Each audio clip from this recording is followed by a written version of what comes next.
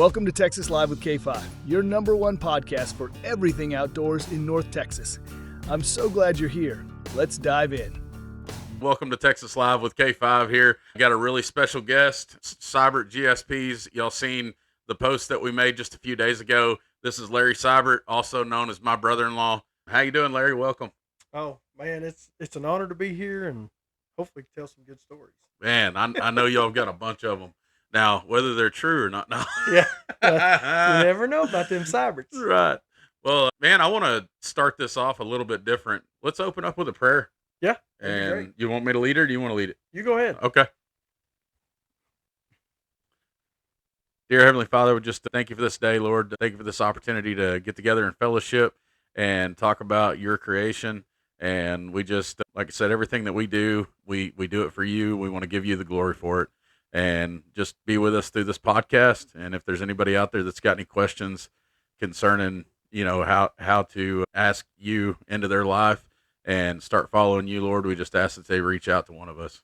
And we ask all these things in Jesus' name. Amen. Amen.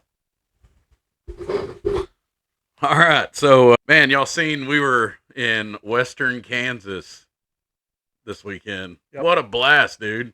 Man, I've been watching Facebook for a while and I always kind of keep up with the upland reports. And I don't know if it's just locals not wanting everybody up there or what. And I don't like giving out my spots either. So I promise you, I'm not any different. But I heard so many stories of just no birds. And I don't know if I'm just lucky or what, but we found birds. Yeah, that's awesome, man. This was the first upland hunt and this is sad to say because my family is, big time bird hunters, but this is the first time they've ever been. And man, what a blast. Yeah. Jessica hasn't been able to go, I guess, since she started having kids, and it's hard with little kids. It makes, especially if you're chasing pheasants.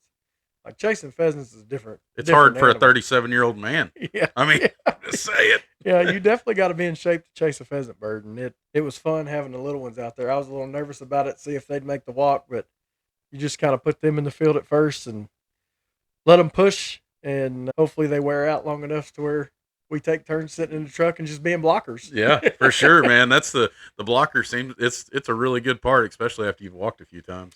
Yeah, we learned the hard way. So I want to say it was 2021 was my first trip to Kansas, and we go up there, and I grew up hunting quail my whole life, and so I know how quail act. I know where to hunt quail, where to look, the type of terrain you need and things.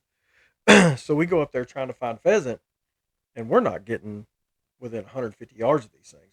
Man, we're getting our butts kicked.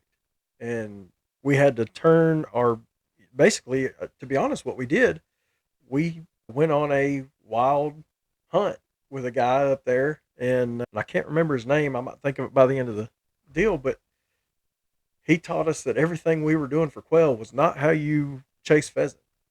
And it was crazy. You'd heard the stories and all that, but when we finally figured out that, you got to take these bird dogs who are used to running wide open and go 400 yards in front of you and lock down on point, and you walk up there and a covey of quail gets up, man, if your dog's more than about 50 yards ahead of you and it locks down, that bird's another 20 or 50 yards ahead of him. So you had to learn where to hunt and water sources.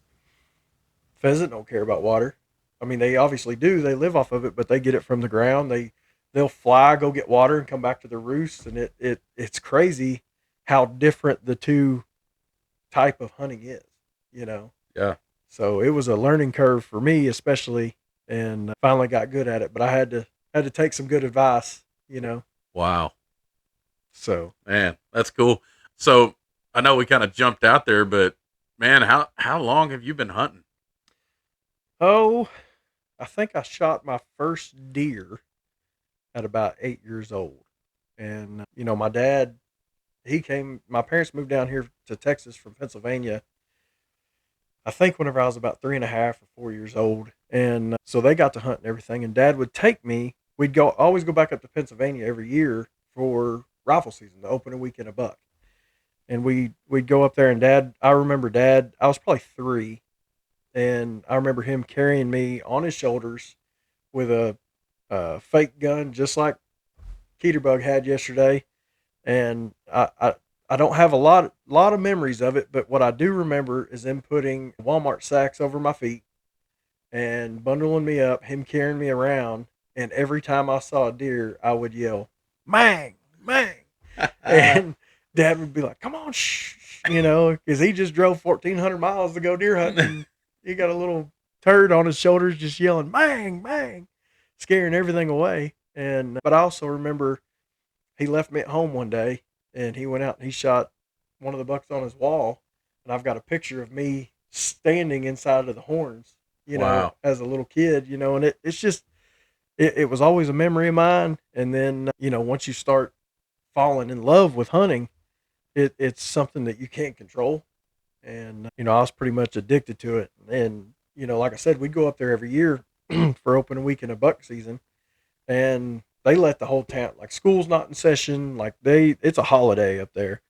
And I remember those guys, the ones that the way they wore their hunt license was like this big tag, and it went on the back of their jacket, had holes, two little holes in their jacket. I'm sure some of the old folks that watch this will remember it, but you had to wear that tag on the back of your jacket, and I think some wore it on their hat. But man, if I saw one of those guys with that tag, I was like, that guy's awesome. He's the real deal, So I couldn't wait to get my own tag. Then whenever I turned 12, was able to hunt in Pennsylvania. They didn't do that anymore, so I've never gotten a tag. I've always wanted one. So, but yeah, I shot my first deer around 8. Man, just loved going hunting with my dad. That was a big deal. Dad worked nights at the post office a lot, and he ran a side business, Seybert kennels, back in the day, and so he was doing guided hunts a lot. And luckily, I was able to go.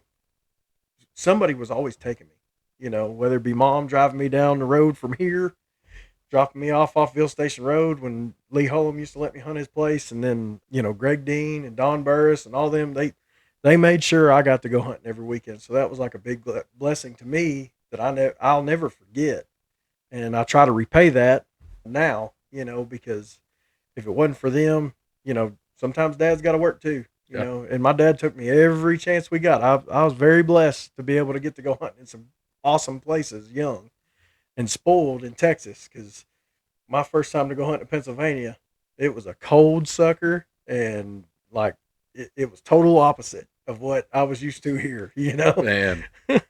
Well, it it was wild because I actually met Larry first before I met my wife, and I couldn't stand him, to be honest with you. But anyway, that's another story for another time. But when I first met Jessica and I walked into your dad and mom's house and there was 11 bucks on the wall, Yeah. I was like, because we were meat hunters. We Yeah. grew up just, if it was brown, it was going down, Yeah. and Yeah. just put meat in the freezer. That was all we did. And to see the trophies around you, like as soon as you walk in, you're like, oh my goodness. Yeah.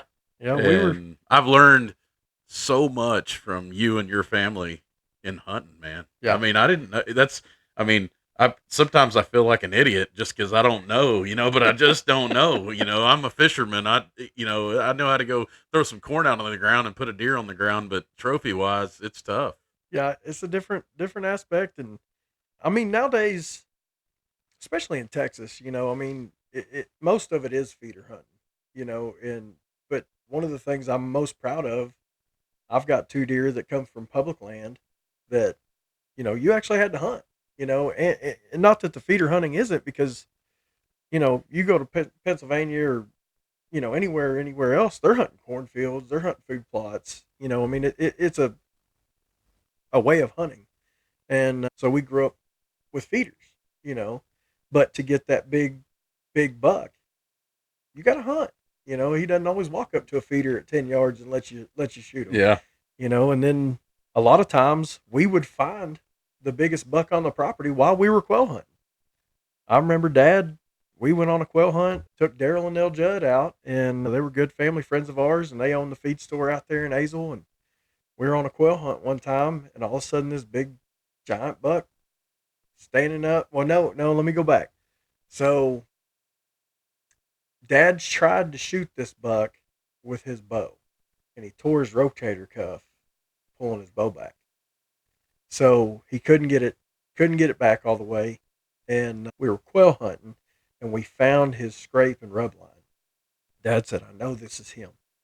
And Dad walked over there, and people will make fun of me for it, but I practice this to this day, and I've killed lots of good deer over it.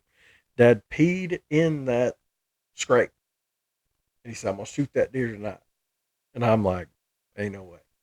You just ruined it. Because I've been sitting in these blinds since I was little with Dad going, shh, shh. Every move I make, and you just peed in it. Yeah, peed in the Gatorade bottles and everything else. Yeah, like it just crazy to me. And he said, I'm the most dominant thing out here, and he's going to want to know who I am. And so anyway, we go back to camp, put the dogs up. This was back in, had to be the 90s. Put the dogs up and put Daryl and Nell up in a blind somewhere, and me and Dad go sneaking down over the hill. And there he is. He's just going to town in that scrape, rubbing the trees. I mean, he's mad. And Dad shot him. And it's still on my wall today. I always keep that deer on my wall because it's a memory I got with my dad, and anybody that ever questions that, I'm like, well, he killed that peeing in a scrape. Wow. There's a lot of times today that, like, I'll find a scrape line, I'll set a camera up on it, and I'll pee in it. And it works. What an incredible experience, dude. I mean, it's craziness. That's insane. That's kind of like, 2 years ago. I have tons of hunting memories with my dad, but my dad has never killed a trophy until a couple of years ago. Yeah.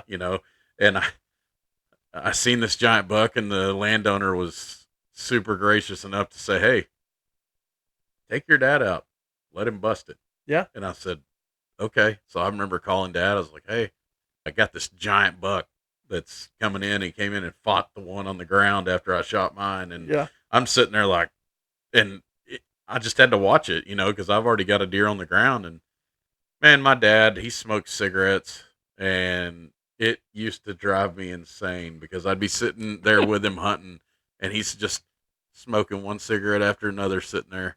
But he killed the most deer out of any of us. Yeah. And that morning, we're heading out. He's smoking in my truck on the way. I'm like, Dad, we're going to hunt a buck like you've never seen before in your life. And he goes, oh, it'll be all right. They smell cigarettes all the time. Okay, whatever you say, Dad. So we go and we sit in the stand, and I'm texting Larry, and I'm like, we ain't going to see nothing. Sure as crap, that freaking deer walks out, and Dad busted big. Yeah. And so again, I just wonder if some of these old farts, man, they got it figured out. Yeah. I don't know. Yeah. It blows my mind when I'll take, and I'm not telling anybody, you hunt your way, whatever works for you. And I see, I'm always been one, take a bath, shower right before you go, scent control. And I get up there and freeze. I'm 2 hours before dark, or I'll stay the night in the deer stand. That was always one of my tactics. And then I'd have my wife and kids go out, and kids be sticking their heads out of the blind. So, the girls, they always have their hair conditioned and all that stuff. And they'd have 10 or 12 deer standing in front of them like it never happened, and I'd have a spike walk up, look straight up at me in the tree, and just start blowing at me. And I'm like, what did I do? I didn't move, So I think just some people are lucky. Yeah, for sure. But, so, man, where's the best place you've ever hunted, Texas? I've hunted a lot. For quail, back in the day, was Albany, Throckmorton area. Really? Yeah. We were on the Nell Ranch for several years, and that was some of the most awesome quail hunting I'd ever been on.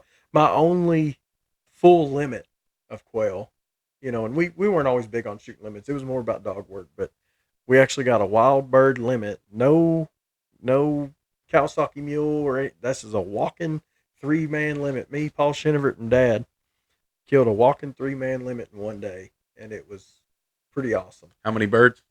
Was 15 apiece, so 40, wow. 45 quail. And that's, like I said, I'm not somebody that promotes shooting your limit every day, because that's one of the reasons that quail go away, but that was an awesome hunt. Now, back in the day, like I grew up in Springtown, it was nothing to go to the LBJ grasslands to get a good covey of quail. That's what I was wondering. Yeah, it was nothing. And then even Springtown here, we used to go back behind a buddy of mine's place. They had a peanut field. We could get 5 coveys out of that field. This was whenever I was a teenager. Wow. Me and my dog, shotgun, and a bicycle would go down to a buddy of mine's place and go hunt this peanut field. And it was crazy to think now my kids, at 13 years old, driving a bicycle down the road with a shotgun, a bird vest, and a bird dog tied to the front of it. Yeah. People would go nuts. They'd lose their mind. Yeah. Probably one of my favorite hunts of all time was 2 years ago in Montana. Dad took me up there, went up there with him, and I've never seen so many pheasant.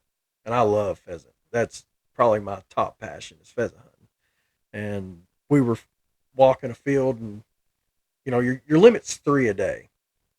Well, our first morning, about 9 o'clock in the morning, both of us were limited out. So it's like, now what do we do?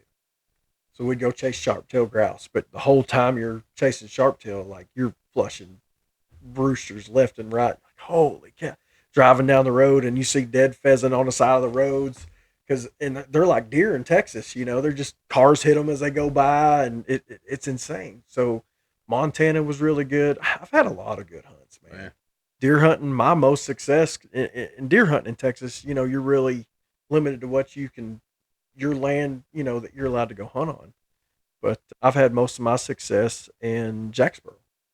I've had a lease there for 16, 17 years, and it's a small lease, but it's always served us very good. It's right down the road, 45 minutes from the house. And most of my kids have grown up on that place, shot their first deer there. Me and my wife got married on a hill up that sucker. Wow. It's always been a special place for us. That's awesome. It's a good place. And you go through spurts, like right now, we rarely see a deer on camera. Acorns hit the ground, and why do they need to come to corn? And for me with a kid, like my son Layton, he's 8 years old. It's hard to get off into the woods and see deer. But it's important that you do that. Let them try. Go in there, sit down. If he ain't quiet, who cares? You're having fun. Yeah. You know what I mean? For sure. Make it fun for them. That's one of my biggest things. Make it fun for your kids. Man, one of the big things that this guy right here is huge on getting youth out in the outdoors, getting kids out there in the outdoors. And I think it's really kind of, drove that passion this direction towards me because, but mine's different. I like to take kids fishing. Right. But this guy right here, he would probably give up everything if he could just take a kid hunting. Oh yeah. 100%.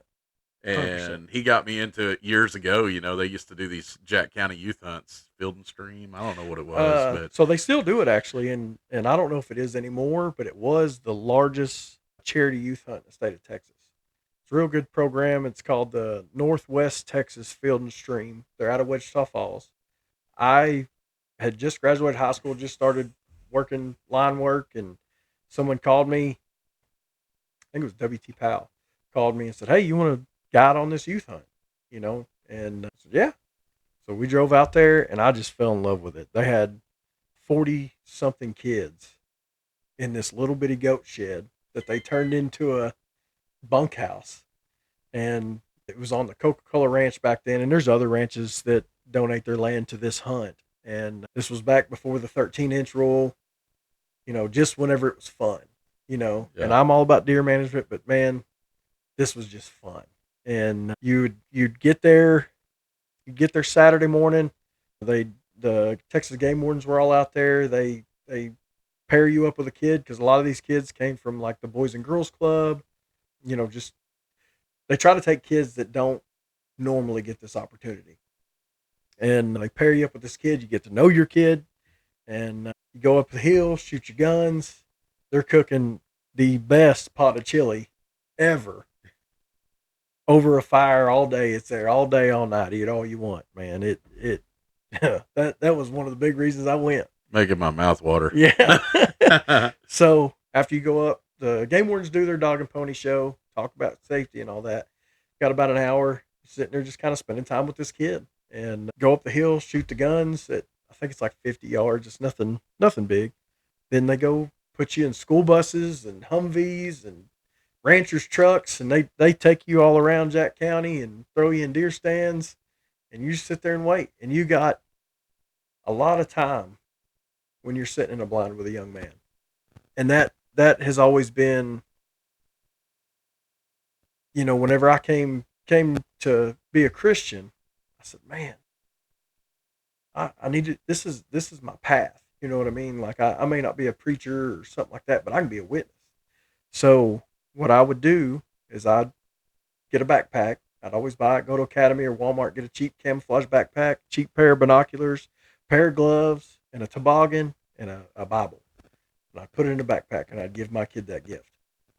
And so we just sit there in a blind. We'd talk about things, talk about life, talk about their life, talk about my life, my passion for hunting.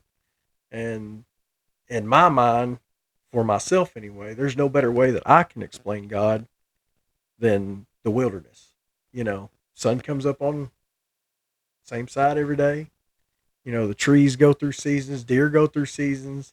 Everything has a purpose. Yep. And it's built with perfection.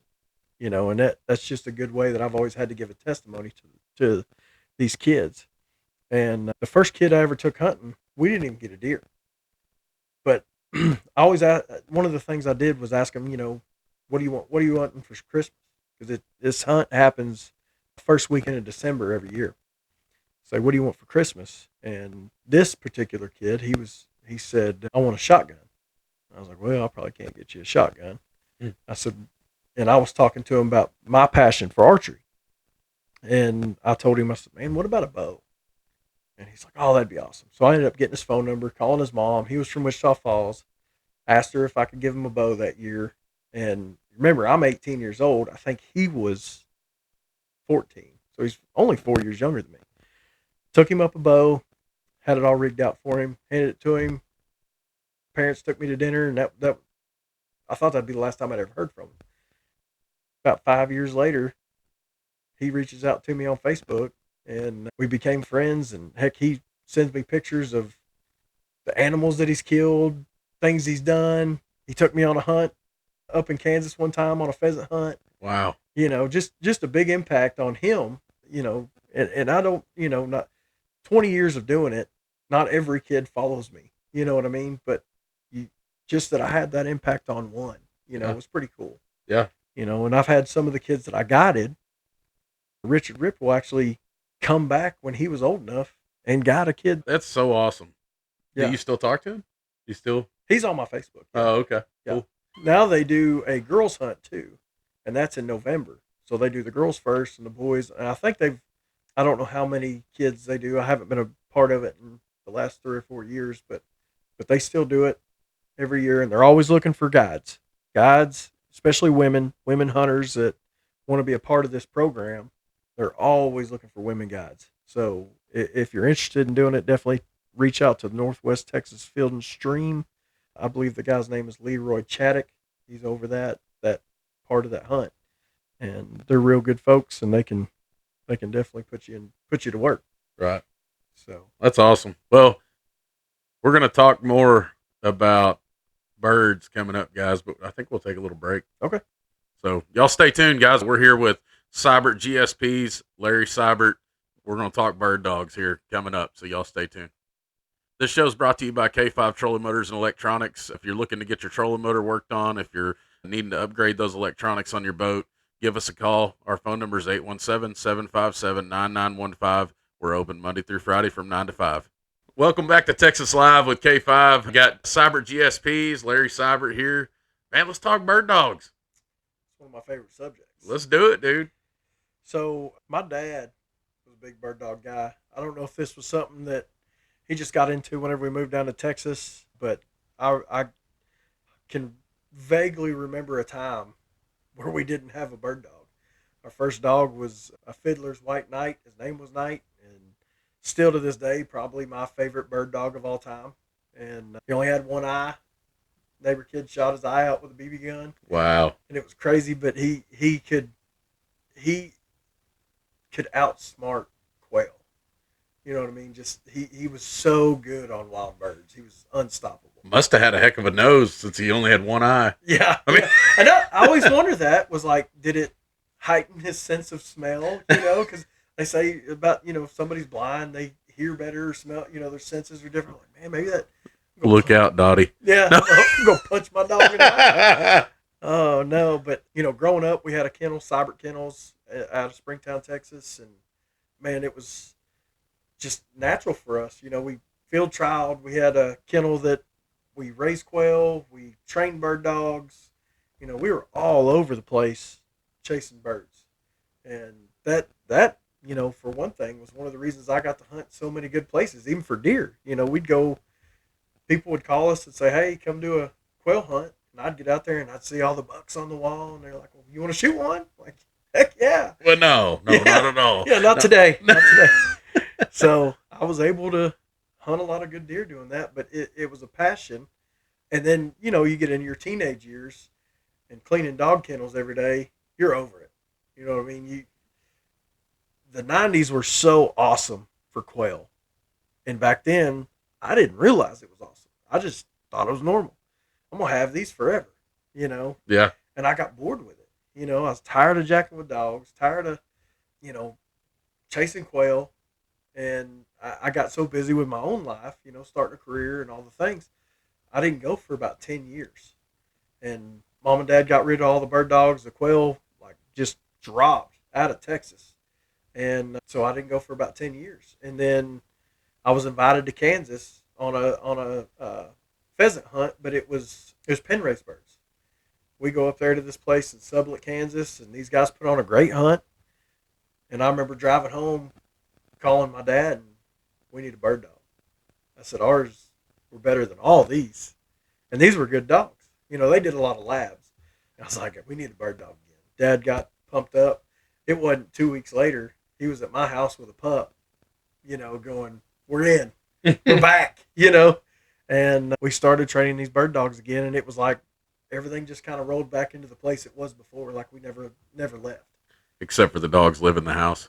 Yeah, that was a big change. We didn't have dogs living in the house growing up, and I remember when Dad brought Dottie over, I couldn't let her sleep outside.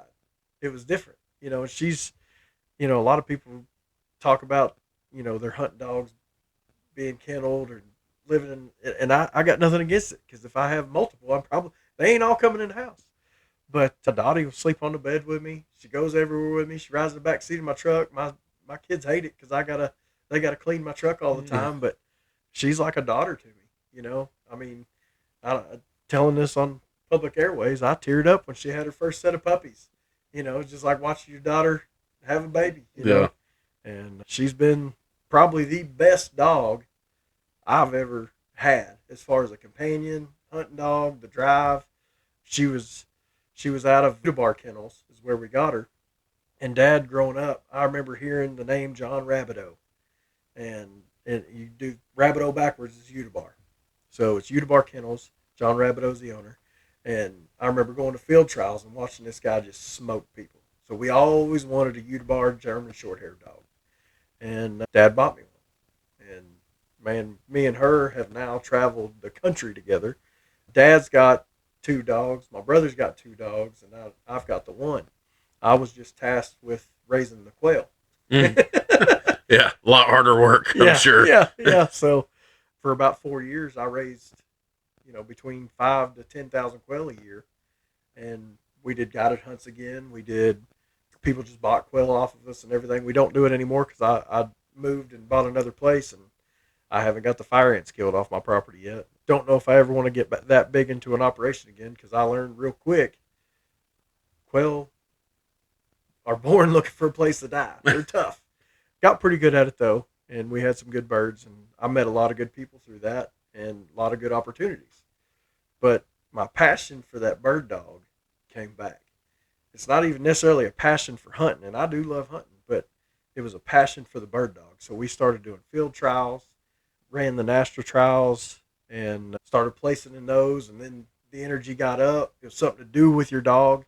My kids were always involved. My son Leighton, he would ride the Can-Am with the judge around, and tell him butter him up good, buddy, And so whenever I train dogs, Leighton always went with me, or my daughter, or my older boys, whatever. Talon, he was always a big help. And they went through their phases where they couldn't stand dogs or birds anymore either. But, the bird dogs became our family. So the hardest part is finding somewhere to hunt. State of Texas, you got to pay to play, and even if you pay, a lot of places don't have that many quail. I don't remember what year it was, early 2000s, that they're just gone, and it's like, what happened? And everybody's got their theories on it and whatnot. Everybody talks about fire ants and feral cats. I think it's a multitude of things, and like I said, back in the day, when we went in the 90s, I took it for granted, thinking it was always going to be there. And then one day it was just, call your dad and you want to go quail hunting again, and it's gone. No kidding. And it's like, where do we hunt? We got these dogs. They seem pretty good. They're good on pen raised birds, but I want to test them. So, you got a multitude of things. You got varmints. Fire ants is always going to be a big thing. Eye worms. Then you got feral hogs going around eating eggs. And, now a lot of farmers will spray their fields to kill the broomweed, ragweed, stuff like that for their coastal fields. That's some of their main source of food, And then last but not least, I think, in my opinion, hunters. One thing that I was taught pretty early on, we always tried to hunt with double barrel shotguns, 20 gauge, and covey of quail gets up, and if you shoot right in the middle of them, you will drop one or two birds, but you killed 8. One BB, that bird may fly off, but he ain't going to make it. And especially after raising quail for 3 or 4 years that we did back a couple years ago, you learn that they die very easy. So in my opinion, hunters had a lot to do with it. I was going to say, because y'all used to have a ton of them die, like if you had a cold front come on, yeah, boom, lose 50 of them. Right. Well, we got irrational weather. I mean, I know years before we did, but it just seems like it's been. Your rainfall has a lot to do with it, the cold and everything. One of the reasons that they died in the pen was piling up. That was one of the biggest reasons they would die. Now, in the wild, they don't have that. There's 10 birds, so many acres to travel on, but in a pen, there's a wall somewhere. And in that wall, they would start looking for that heat and just create a big pile of quail. And you'd walk out there, and it's very disheartening if after all this work you've done to get them to that 16-week mark and they pile up and die. And we were running heaters and putting alfalfa down. And there's a lot of trial and error over the first couple of years. And I would call other quail breeders and be like, what am I doing wrong? He's like, no, it's just how it is. You're 50%. If you get 50% sold before they die, you did good. It's almost like being a farmer. Yeah, exactly. Except you don't get the tax write-off. Yeah. But, trying to find somewhere to hunt in Texas was tough. And I'd have friends of mine call me and be like, oh, yeah, we got quail out here. And then you go to look for quail leases out that way, and I can't afford them. They're too expensive. I thought you were going to say they were field larks. No. Or something.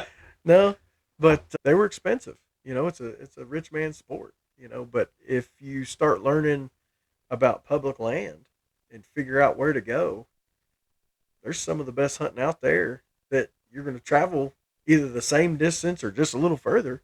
But there's a lot of public land out there that people can utilize. And we took our first trip to Kansas, used Onyx, and learned where the public land was, learned the rules and regulations, and went after it. And holy cow. I'll never forget, Dottie was just maybe a year old.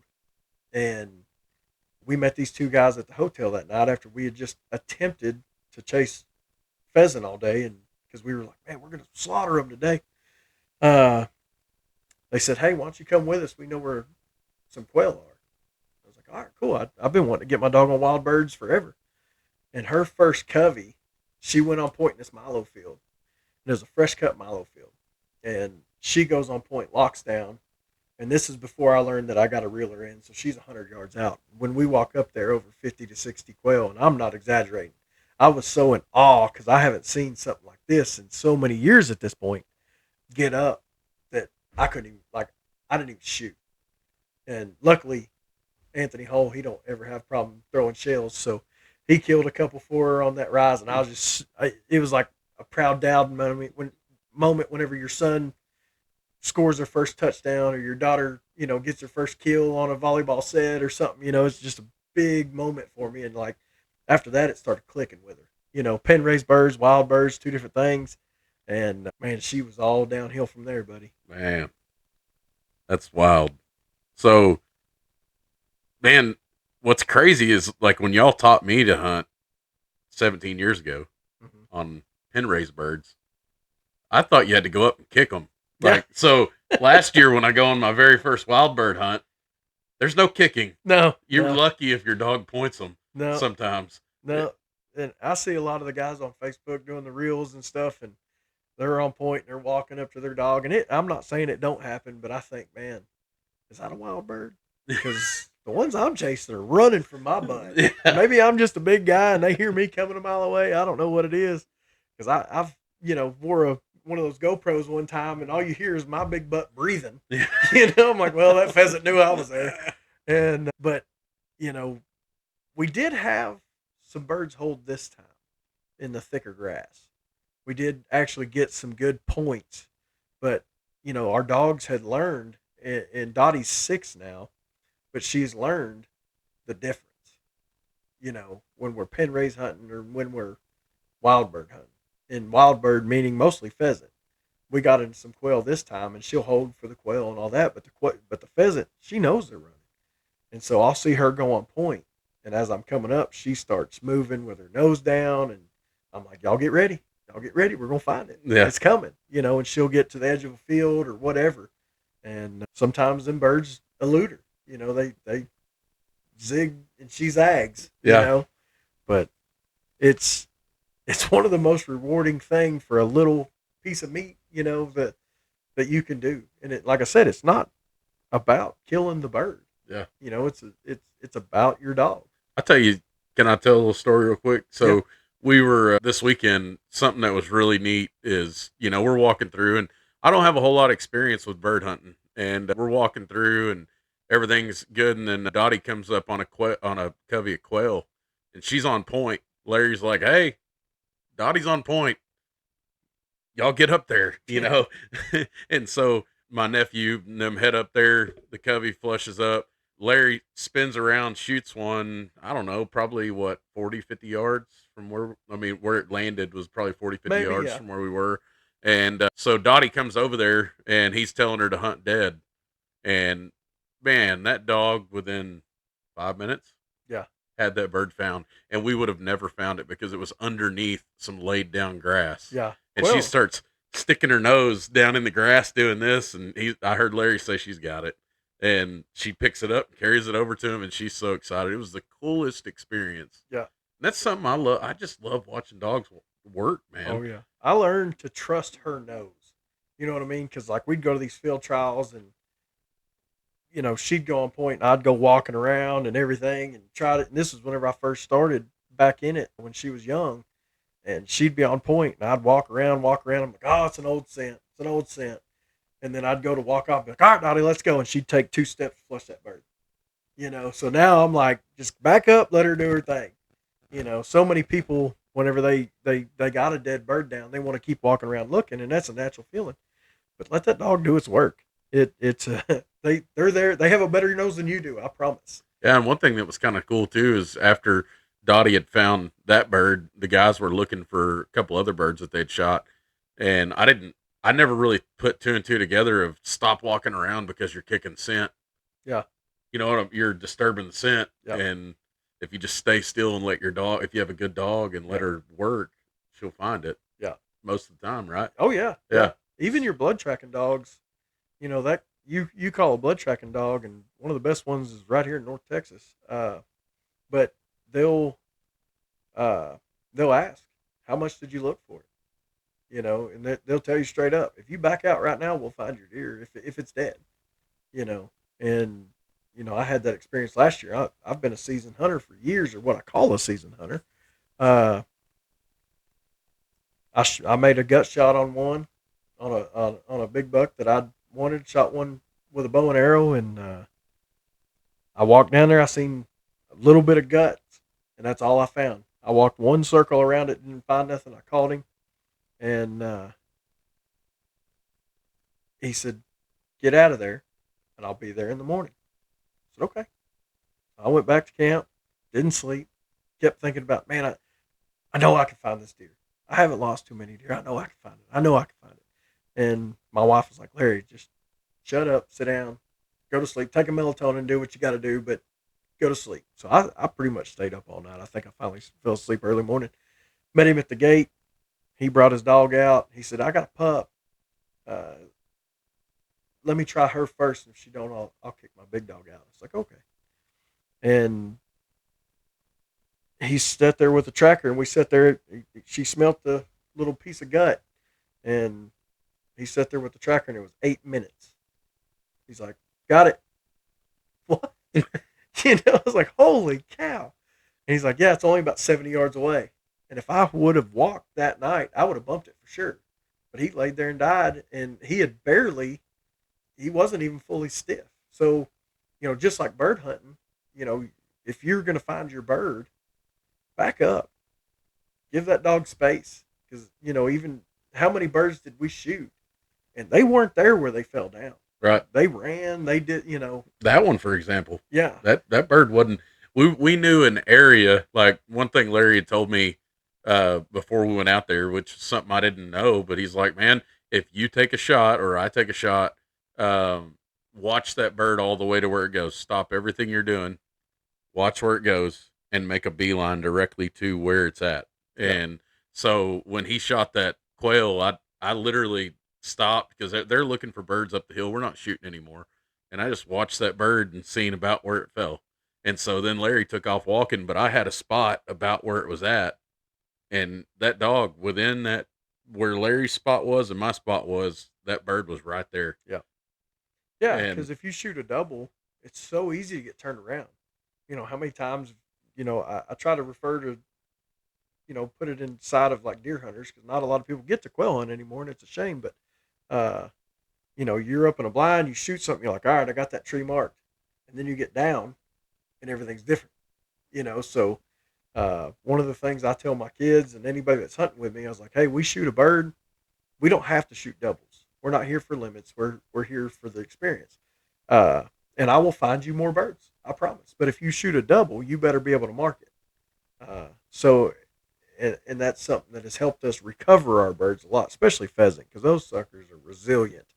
I learned the hard way, and people will argue all day long. I can kill them with 7.5s. I can do this. I can do that. And boy, I shoot 5-shot Federal Prairie Storm 3-inch. And I throw the lead, and I eat all the birds, so it doesn't ruin the meat or anything like that. But I'm not a good enough shot to take them down with number 6s, I guess. I don't know, but it worked for me.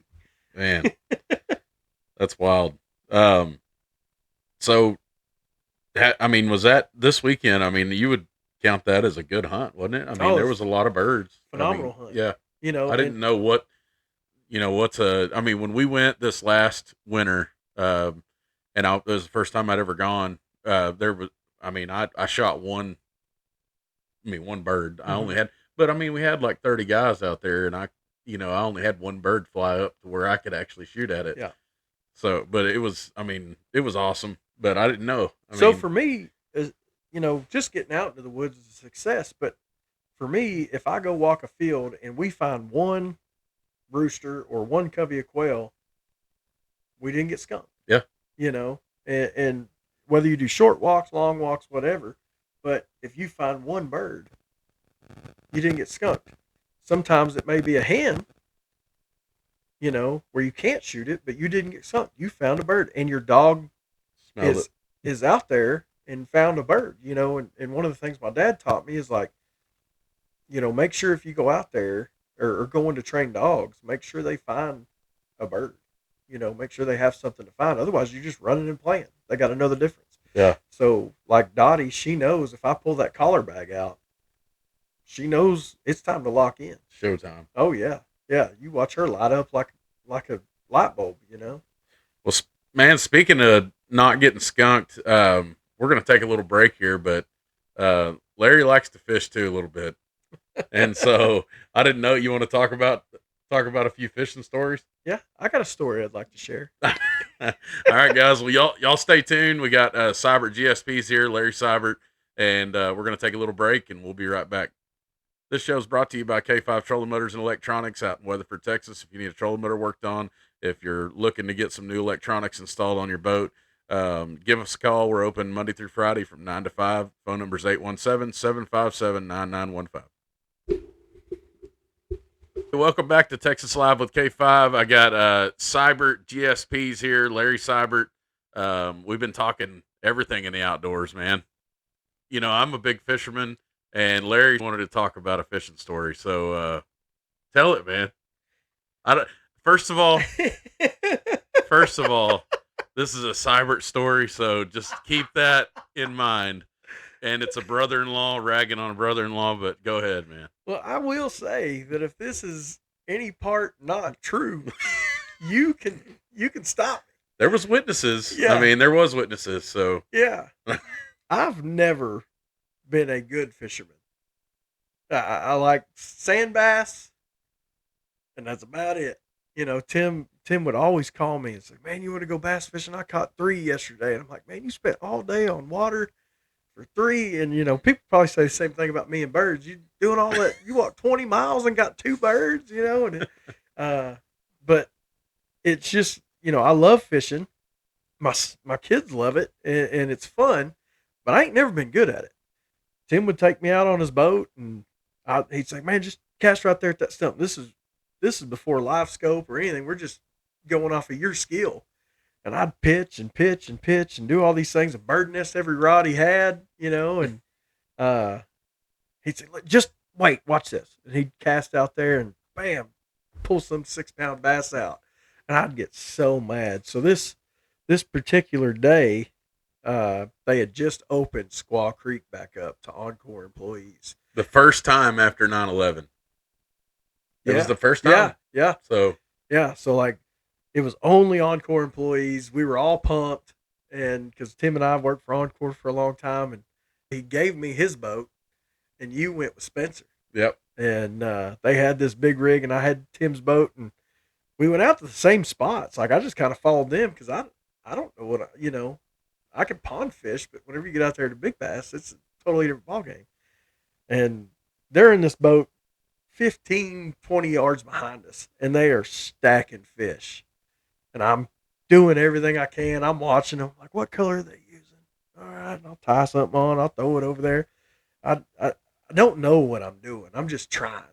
And almost every single boat around us is stacking fish. And these are all linemen, all Encore employees. So these are blue collar guys that are out there on their day off finally. So I'm like, dadgummit. And I was like, Tim, what are you using? He said, that's for me to know and you to find out. And I was like, golly. And no kidding, through a freaking tree, there's a tree between me and Tim, sticking up out of the water, and something hits me in the back of the head.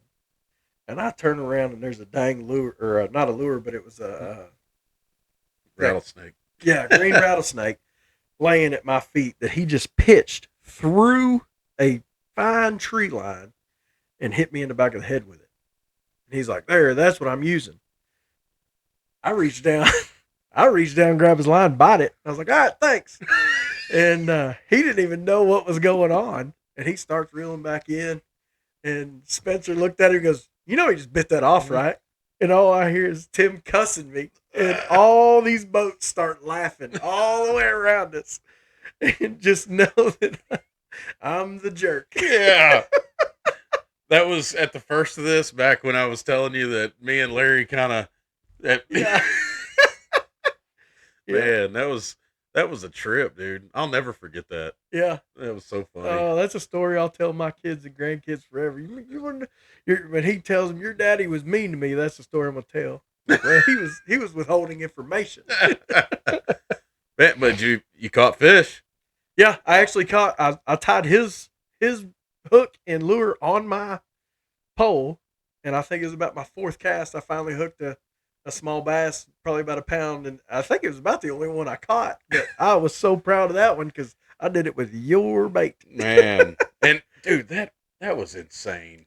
That fishing was insane. For you. Yeah, well, I mean, but I have a lot of memories back then too because I think the next weekend was when I went and took your dad out and asked him if I could marry your sister. Yeah.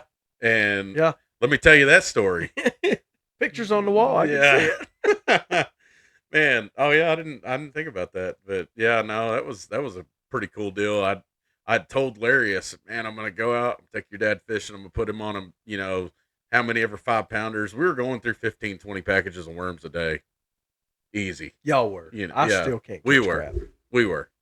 And anyway, I take his dad out there. We had a phenomenal day of fishing. Larry knew what I was there to do, like little Larry, and then afterwards on the way home, I was too chicken. I'd ever asked him. I never did. And so we're on the way home, and old Larry gets a phone call. Hey, man, how's it going? It was from little Larry, and he's like, well, did Tim ask you anything? Well, no, Tim didn't ask me anything. And he looks over at me as we're driving home, and he's like, were you supposed to ask me something today? I said, oh, crap. Yeah, I'll wait till you get off the phone. Well, I just wanted to see if I could marry your daughter. He's like, after a day of fishing like that? Absolutely. I was like, perfect. So anyway, that was an awkward situation, but that was 2 weekends in a row, man, of just slaying the fish. Squaw Creek's never been the same. I mean, I haven't been back. I think I went back one time with you. It just hadn't been the same, man. The pressure. I mean, when they let 150 boats on it a day, and every weekend they're just loaded with, 100 boats. It's still an unbelievable fishery, and it's really cool to be able to go there in the wintertime whenever all the other lakes are freezing cold and nothing's biting. And there's a 60 degrees. Yeah, and you can go out there and see gators swimming around and catch bass, but it's just not what it used to be. Yeah. But anyway, man, I wanted to ask you a question, and we're going to kind of get back onto the bird dog stuff, but what is the Seybert GSPs? So, we had Seybert kennels back in the day, and then we did Seybert's Bird Barn whenever I was raising quail. And so we created a page for our dogs. And this is, if we breed our dogs, sell puppies and stuff like that, this is what, and a lot of people, like our families, they want to go watch what we do. This is a place for our family to just post all of our photos on and all of our experiences and hunting trips and stuff like that. But it's just really broadcasting our dogs. And a lot of people will reach out to me, ask whenever we're going to have puppies again. And, they'll follow Dottie or Ace or any of them, really. We have, I think, 8 or 9 now total dogs. And they'll follow us and see, we're going out field trialing and placing and doing all that. And field trialing is a big deal whenever it comes to breeding dogs because your top field trialers and all that stuff always bring the most money for pups. But whenever you get a good wild bird dog, it's just totally different. Those dogs, they're trained different, they're raised different, and luckily ours have done pretty good in both. But if we ever have puppies, we post on there and sell puppies and stuff on there. So there's a significant difference in a field trial dog and a hunting dog. I mean, to an extent, and there's a lot of guys that just field trial. That's what I was wondering. I talked to one guy, we were at a field trial, and he says, yeah, I'm headed up North Dakota this week. And I'm like, oh yeah, you taking your dog with you? And he's like, no, he just does field trials. Because if you think about it, when I come back from wild bird hunting, I couldn't go place in a field trial. It's a total different game to where field trial, they got to hold, they find the bird, they hold, they're locked down. Then when you shoot the bird, you can't move, and they got to go get that bird. Bring at least my field trial, the national field trial we do, and it's a game. It's a fun thing to do during the off season with your dog. It's a blast. There's tricks of the trade. Barry Godwin taught me a lot of ways to get by things. The golf ball trick. Never knew the golf ball trick, and I'm telling y'all this out of his secret pocket, but. If you shoot a bird and your dog goes out there having trouble finding it, but they know how to fetch, pull a little golf ball out of your pocket, throw it to where you saw that bird, and that dog's going to run over there to get that golf ball and smell that bird. It's like, dang, That's genius, you know. And they don't say anything to you? No, you just walk over, get your golf ball, and I carry like an orange golf ball with me, and I'll throw it over there, and Dottie will go check it out, and then boom, there's a bird there. She'll pick it up, and bring it to me, you know. But a lot of people don't do both with their dogs, and you know, the ones that do, you can tell them dogs are in great shape. They're good dogs all the way around, and but a lot of the guys that are dominating the field trials, they don't wild bird hunt, you know, especially not pheasant, because you're not going to get a dog to hold a wild rooster, you know, not very often. Huh. Like I said, this trip, we can talk more about that a little bit, but this trip, was the first time that I was wild bird hunting, and we had multiple roosters holding because the grass was so good, you know. And was it because it was wet and cold, or was it just because there was thick grass? Well, the first day, I think the wet and cold had a lot to do with it, you know. But I mean, a lot of the grass that you hunt in for pheasants are, I mean, it's waist high, head high. There was a couple times I had my gun sticking up over my head, you know, and I kept telling Jessica I'm gonna tie a flag to her so I could see her. But it was so thick, hard walking, and that's, you know, like I told you, we hired a guide one time to kind of learn what we're doing up there. You know, don't be ashamed of asking questions. But whenever I realized that them birds ain't out, you know, you'll see them out in the fields, but you ain't never going to get that bird. You'll never get anywhere near him. As soon as you open the door to the truck, he's gone. But if you go to where they fly to and are willing to walk through that, and your dogs will go in there and do that, you'll get birds. You'll be successful. So I quit, you know, I'll drive around. We'll get on Onyx, try to look at crop rotations and stuff like that, and try to hunt close to feed, but not necessarily in feed, you know, because if you're going to hunt corn rows and stuff like that, you need a lot of guys, pushers, blockers, you know, slow moving dogs to work through there. And we normally have 2 or 3 people with us. So we're going to go hunt that field of CRP that's 4 foot tall, you know, in the ditch, you know, get up to one of the best fields I ever saw was in South Dakota, and it was tumbleweeds, and it was about 6 acres of tumbleweeds just piled up that had just been trapped in all these trees. And I told my son Talon, he went with me that trip, and I said, I bet if we just took off running into this field, we'd flush 100 birds. He said, in the kid's words, bet. And I was like, okay. So I kicked Dottie out, and me and Talon just took off running. We run out there, high kneesing it the whole way, get out there about 40 yards from the truck and stop. And I'm a fat boy out of shape. And Talon's looking at me, and I'm looking at him, and all of a sudden the whole freaking ground takes off, and all these birds come out. And Dottie's like, holy cow, you know. And me and Talon, we were just in awe too. We didn't hit nothing, you know, didn't even come close to it. But that was one of the coolest.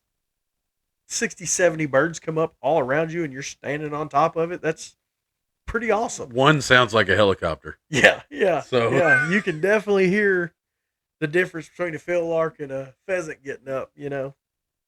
But yeah, one of the things I had to learn how to do was, you know, not just hunt around water. Not saying that they don't go for water, but the guy told me, he's like, they fly to water. They'll get their drink and they'll come back on their dry years.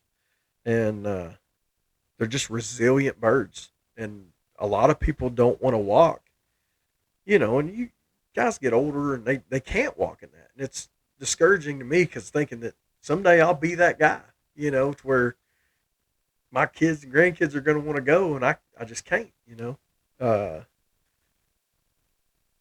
So I try to hunt that thicket that nobody else does. You know, I'll see this. We'll get on Onyx, and we'll be driving around and checking fields, and I'll see this patch of something. I'm like, that's it.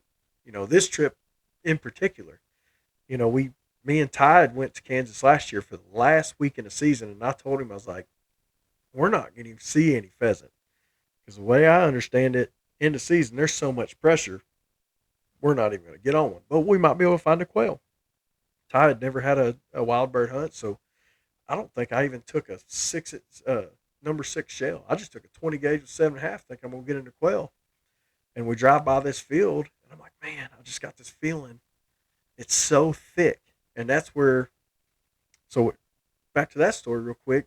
I cut Allie loose, which is my dad's dog. And she is a big running short hair. She looks like a dang greyhound. She ran 300 yards ahead of us, and all I'm doing is tracking her on a GPS on this point, and 60 birds get up. And I'm over exaggerating there, but it looked like all I could see is birds going, you know. So I was like, all right, this field is real, you know. This is legit. Yeah. So we got her back because she was chasing birds, and the next morning we actually got a 1-man limit, 3 birds out of that field. So when you and I went up the other day, we had just walked our big field and got up several birds. And we get to this field, I said, all right, look, this is a honey hole. It's my little secret. I don't see a lot of traffic in there. Hardly ever. Matter of fact, I've never seen anybody in there. And I said, let's go for it. So my buddy Anthony that was with us, he's like, this don't look like somewhere I'd hunt. I said, well, somewhere I'll hunt. And Jessica got out, Trinity got out, Ty and Anthony, and you took the boys and met us on the other side of the square field, because everything in Kansas is squares. So we didn't leave the truck 40 yards, and Dottie goes on point. And I got Jessica on the wheat field over here, and it's just low-cut wheat, winter wheat, and me and Ty are going through the tall stuff, and Anthony's over on the other side. And Dottie goes on point, like 8 pheasant get up 40 yards from the truck in this big, thick patch that I'm barely getting through. I'm barreling through it, you know. And we ended up getting one of those birds. And you walk down, and it's wheat fields on all 4 corners. And that's kind of what I look for whenever we're going on this, is because if you got a big patch of CRP, but the next field over might be private and it's also CRP, you're just going to push the birds over to that. But if you've got, you know, low grass on each side of your road or something like that, you're basically just pushing birds to the edge, and then you might walk a whole mile, and then at the very end, when you think it's done, they light up, you know. So I think that particular spot this round, we only hunted it that one time because we were there for a day and a half. Is all we got to hunt. I think we got 3 pheasant out of that spot. Totally worth it though. Yeah. It was so awesome. It's a blast, and like it's not that far, you know, to get to Kansas. You can get to Kansas in about 5 hours, start hunting, and there's just unlimited amounts of public land, you know. Weehaw.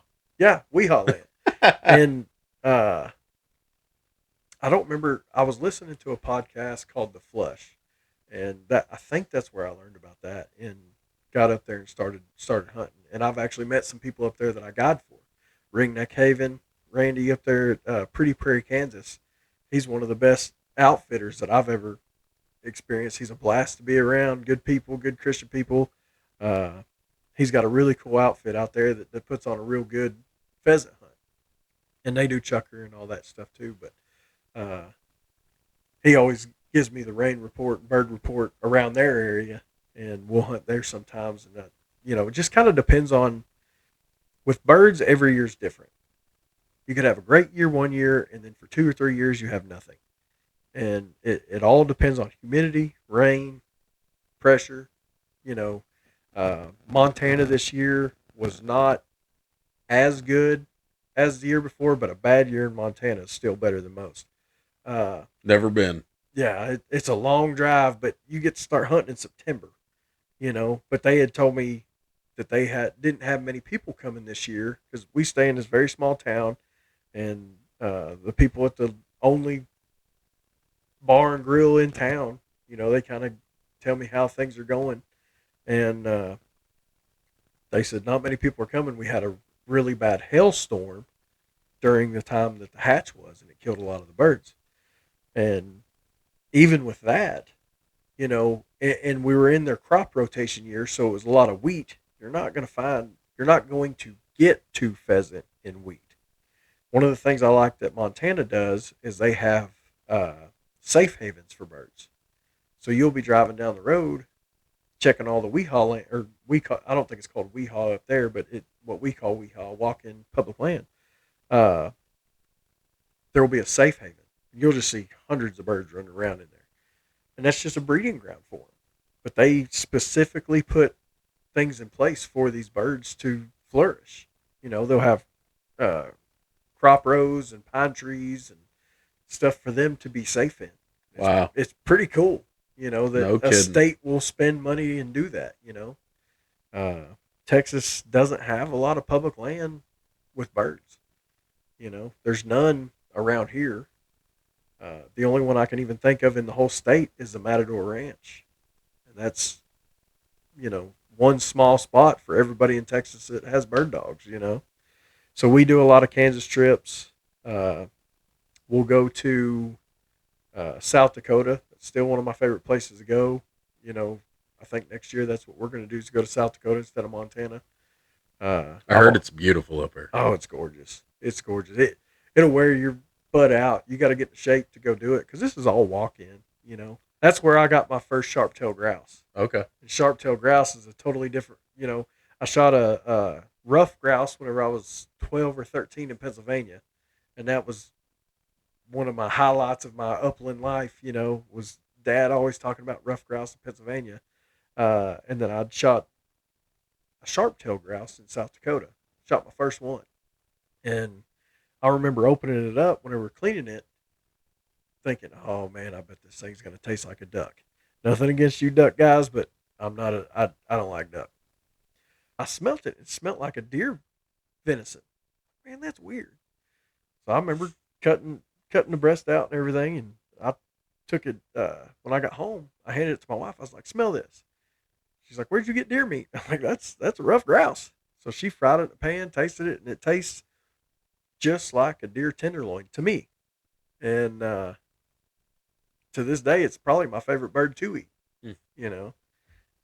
but got into the sharp-tail hunt. And sharp-tail are a giant quail. They cover you up. They live on, we call it pool table like grass, where it's very short. They got these berries up there they like to eat. And if you can find little patches of that and then get up on them, it's just like shooting a giant quail. They fly like quail. They, cover you up like quail. And it was pretty cool because I got to do that not only with my dog, but I got to do it with my son. My biggest thing is definitely taking my kids hunting. And me and Talon got to experience that. That was like a senior trip. So that was real cool. And then, like Montana this year, we didn't see any sharp-tail. But we got our first Hungarian partridge.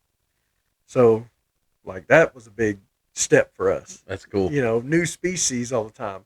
You go hunt whitetail, you're hunting whitetail all the time. And one of the things I love about these public lands is getting to chase something new, see a new spot. You say you're hunting whitetail, but man, those freaking whitetail up in Kansas. Oh, those things are massive, man. Huge. I couldn't believe some of the body sizes of some of the deer we seen up there this weekend. Yeah. I mean, it's like cows, Yeah, exactly. That small cow. Exactly. I guarantee you, they're 200 plus, easily 250. I mean, but look at all the stuff they got to eat, man. Yeah, unlimited amounts. Man, y'all hear all this knowledge and expertise in bird hunting. Y'all need to go on there and check out Seyberts GSPs on Facebook. Give them a like, follow. I'm telling you, there's all kinds of content that y'all see, pictures, different things being posted on there. It's pretty amazing. So y'all need to check that out.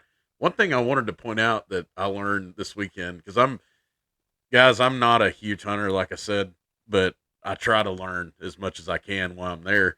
And we were walking through that field, me and you and Anthony, and Ty impressed the heck out of me, because Ty's his son, one of his sons, and we're going through there, and he goes, Dad, this field's already been hunted. And I'm going, man, how do you know that? Well, Dottie pointed a covey of quail, but there was only 2 in the covey. And he said, if it was more than 2, I think it was just one that got maybe up. it was just one. It was I don't know. It was something strange, but he said, I just never forget it. He was like, man, this field's already been hunted because there should have been more than just 1 or 2. Yeah, quail typically are together, and if you find a single, they've already been busted up. But he had seen fresh dog crap on the ground Yeah. too, and he goes, Dad, this field's already been hunted. I'm sitting there looking back, man, that's just sharp to be able to know, to pay attention to those kind of things. And we still found a covey later on Yeah. in the field. Yeah. You know. But it's the same thing. I mean, I kind of try to look at it like fishing. You know, I'm looking at always trying to find that honey hole that nobody else is hitting, or it's been fishing. You know, nobody's fishing it. That bait that nobody's using, and I kind of see that with KVD 1.5. Yeah, no kidding. Yeah, I had to Google what that was after he told me about taking going fishing with my grandpa. Yeah, so Larry's grandfather, he's passed on now, but was an awesome man. And I could tell you one thing, he was a heck of a fisherman, and he lived to fish. Yeah. And it was pretty cool. So when I first got married, we did our honeymoon trip up there, and got to meet all that crazy clan up there in Pennsylvania. Love all of you. I really do. I go out there on the boat with him, and we're fishing with wooden baits and all kinds of stuff that I'd never seen before. And so I told Jessica, we didn't have any kids or anything at the time. I get off the water. I'm like, babe, we got to go to the store. I got to get me a bait caster. Because he always used Mitchell flip cast, the old school steel ones. I got to get me a bait caster, and I got to get some baits. So I go over there and I get some KVD 1.5s. I'm killing them on those down here in Texas when they first came out. The first silent square bill crankbait. And so I go back there, and we go out, and I just start waylaying them. I mean, walleye, smallmouth, just killing them. We come back the next year, that old fart's got a whole tackle box full of KVD 1.5s. What always got me, like, I had only fished with my grandpa like twice. You know, once as a young child, we went to like a trout pond where you pay to play, and then as an adult, before he died, he took me, but I suck at fishing, so then Tim comes along and he becomes Granddad's favorite. He's like, hey, whatever, we're going to fish the Allegheny Sarah Furnace fishing tournament. I'm going to pay your plane ticket to come up here because Tim's, you know, catching these big old fish, and one of the biggest bass Grandpa ever caught was with you on a KVD 1.5. Man, it was pretty awesome. And I remember Tim, you know, calling me and telling me about it, and he's like, yeah, I went down to Walmart and bought a couple KVD 1.5s. I was like, oh, yeah, that's, what is this? And I start Googling. Had to go buy, I still ain't caught nothing on them, but I can't fish. It was so funny, though, because whenever he passed, we were all up there, and we opened up that tackle box, and there lies a bunch of KVD 1.5s, there baby. They were. So, and they weren't in the package. They were used. Yeah. So he lived all his days on the Allegheny River, and man, that was he went, after he retired, he went back up there and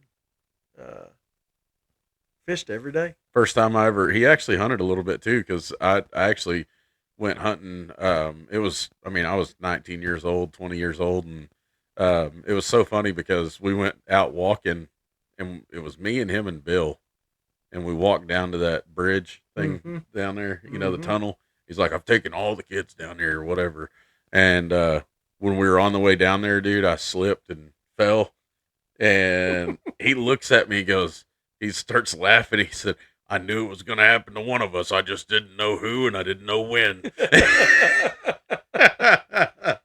So it was pretty funny. But that was grouse hunting.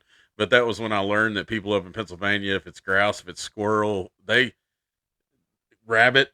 Like when you're up there, if it moves, if it's a game, shoot it, because we're gonna eat it. My wife, she says her favorite thing to eat is squirrel gravy. And I'm like, man, I just never thought of eating a squirrel. You know, and I see people hunt them, and I'm super happy that people do, because if you're in line work, they're your worst enemy. I haven't done it, but I've learned to trust my wife because, you know, she showed me what canned deer meat is. And if for us people here in Texas, I never in my life have I heard of canned deer meat. My wife's from West Virginia, and my parents are from Pennsylvania, so Dad knew what canned deer meat was, but it's not something we ever did. And so when me and my wife got together, and she said, "You don't can your meat?" I'm like, "What do you mean canning it?" And she showed me a picture of it, and I'm like, "That's brains in a jar. What is this?" And man, we were up there visiting her sister, and she brought some out from their basement and made it for us. And it is the best, by far, my favorite way to eat deer meat now. And now that it literally just stays good for years and years in a jar in your cupboard. Wow. It's crazy. And no kidding. Yeah, we'll come out and she'll throw some brown gravy down and some mashed potatoes and throw that on top. And there's nothing better. I'll try it. Yeah. It doesn't sound great though, just talking about it. It'll change your life, you know. Heck, most anybody that's ever been to our house, I hate it because she wants to show everybody about it. But I'm like, babe, we're gonna run out of deer meat, you know. Yeah. And she'll be handing people jars. I'm like, you know how much time and effort that took to get that thing, you know. It's kind of like deer jerky, man. You make it and it's gone like that. Yeah. Jessica's like, "Here, try this," and I'm going, "No." Yeah. This is why we can never have nice things. Right. That's funny. Well, guys, man, Larry, thanks for coming on, dude. Yeah, it's been fun. We're definitely gonna have to do another one because we're actually planning some more trips. We got to what, middle of January? Yeah. And we're gonna try to plan one, maybe two more trips up there. I'd like to do 2 more at least to Kansas. We got a quail hunt planned here in Texas. A buddy of mine's invited me out to bring my dogs to their place.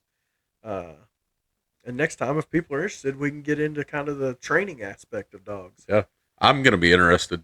Yeah. I about got Tim talked into it. Man, you know, it's always funny because that hook just starts right here and then it just gets drove into the side of your jaw. And I'm hooked, man.